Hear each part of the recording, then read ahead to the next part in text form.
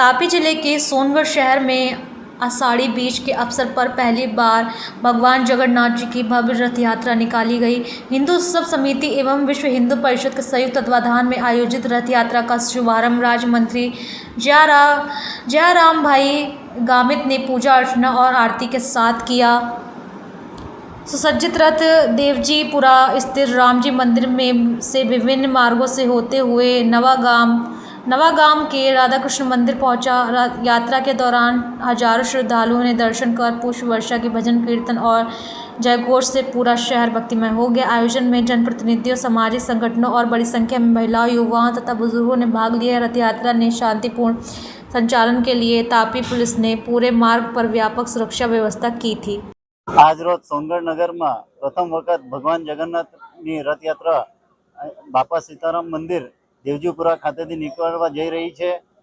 त्यारे सोनगढ़ नगरना जनतामां खूब ज उत्साह है आ रथयात्रा ने लईने।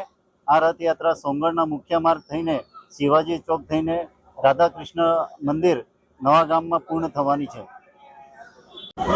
आज रोज सोनगढ़ नगर में सोनगढ़ शहर हिंदू समाज द्वारा प्रथम वखत भगवान जगन्नाथ जी की रथ यात्रा निकली रही है।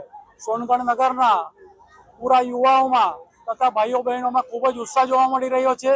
आ रथ यात्रा सोनगढ़ना सीतारामजी मंदिर वोर्ड नंबर 1 थी पसार थई मुख्य नगरपालिका थईने राधाकृष्ण मंदिरे जशे, त्यां विराम लेशे।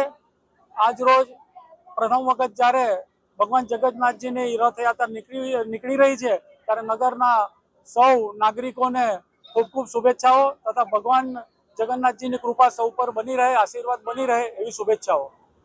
जय जगन्नाथ।